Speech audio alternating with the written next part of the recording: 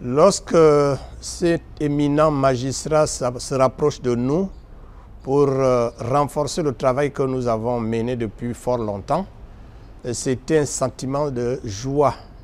Joie parce que nous avons toujours des blocages au niveau de la justice. Et quand un éminent, un haut cadre de la magistrature suprême s'intéresse à notre dossier, et on a largement accueilli ce monsieur à bras ouverts.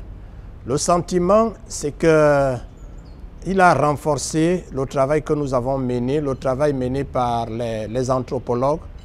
Il est allé au fond, c'est-à-dire traiter uniquement de la justice, les manquements que nous rencontrons, les faiblesses de la justice concernant les jugements prononcés ou bien les plaintes déposées en ce qui concerne le dossier des crimes rituels qui est resté longtemps tabou dans notre pays.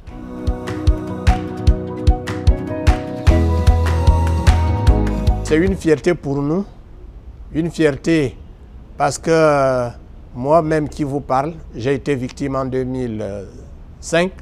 Mon enfant a été enlevé, séquestré, dépecé, j'ai été assassiné, comme on le dit couramment, déposé au bord de mer de Libreville. À la suite de ce meurtre, de cet assassinat, j'ai dit qu'il faut que ça cesse. Avec certains parents, nous avons mis en place l'association.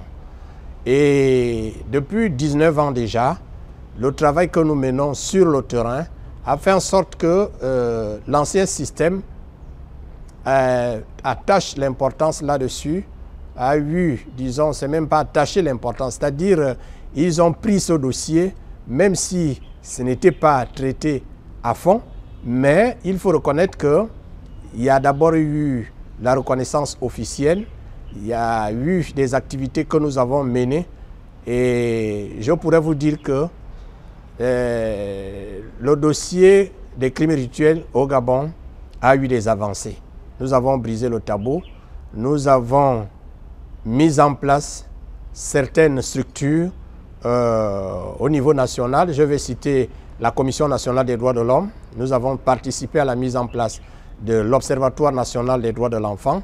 Et il y a bien d'autres, nos partenariats avec les religieux. La journée du 28 décembre a été décrétée comme journée des martyrs à la mémoire de tous ceux qui ont été victimes de ces phénomènes barbares qui ternissent l'image de notre pays, c'est-à-dire le phénomène des crimes rituels.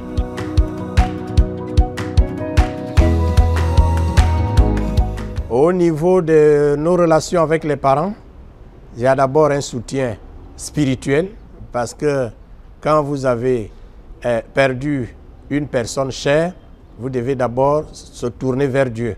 Nous faisons des messes, des cultes pour soutenir ces gens.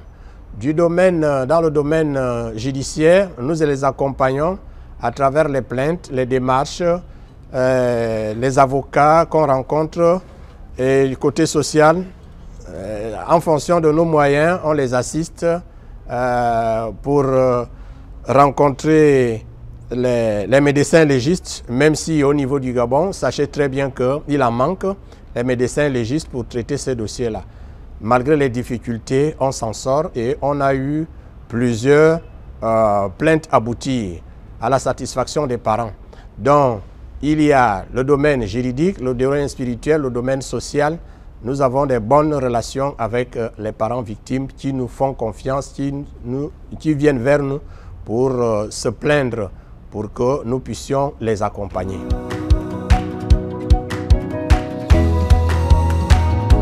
Je dirais non, non. Il y a le cannibalisme, il y a les crimes rituels. Il faut faire la différence. Les crimes rituels, ce sont des rites importés qui font en sorte que certains Gabonais s'agrippent là-dessus, c'est-à-dire ils croient, s'il faut avoir un langage un peu terre à terre, ils adorent les forces du ténèbre, c'est-à-dire Lucifer. Or, il est écrit dans la Bible que tu dois manger à la sueur de ton front. Ils ne font pas des efforts pour travailler, ils font ce qu'on appelle couramment chez nous emprunter les raccourcis. Alors donc, je ne suis pas sûr que c'est la bonne voie.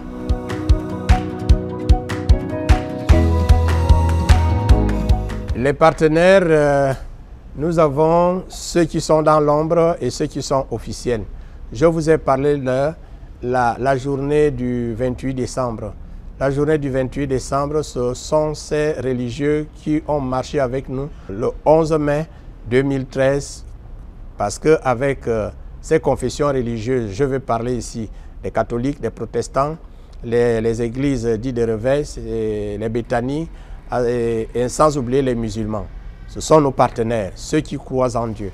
Bon, au niveau international, il y en a aussi. Au niveau des gens de bonne foi, comme je vous ai dit, il y a ceux qui travaillent avec nous dans l'ombre, il y a d'autres qui travaillent officiellement.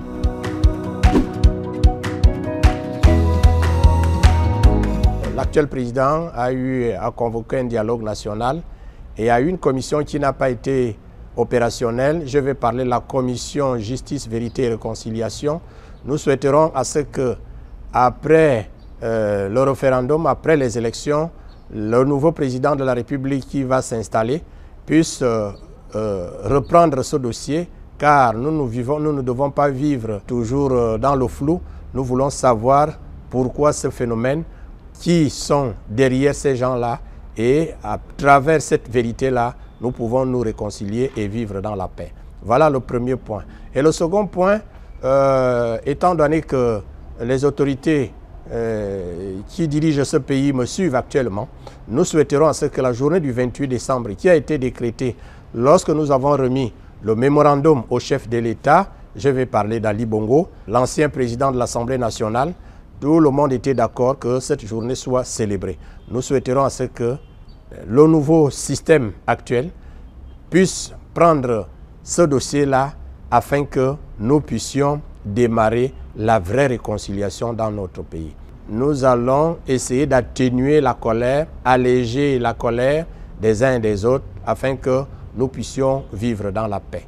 En dehors de cela, nous souhaiterons ce que, au niveau des parlementaires, une loi comme ça a été retenu, les 10 recommandations du dialogue national concernant les crimes rituels soient appliquées. La loi doit être renforcée avec tous les moyens. Les gens regardent seulement les moyens financiers, ce n'est pas tout. Il faut aussi les moyens matériels. Les moyens matériels. Il faut un changement de mentalité, c'est très très profond. Montrer aux gens qu'on peut devenir des hautes personnalités dans ce pays sans être dans ces cercles qui ne font pas avancer le pays, qui vivent encore dans les ténèbres.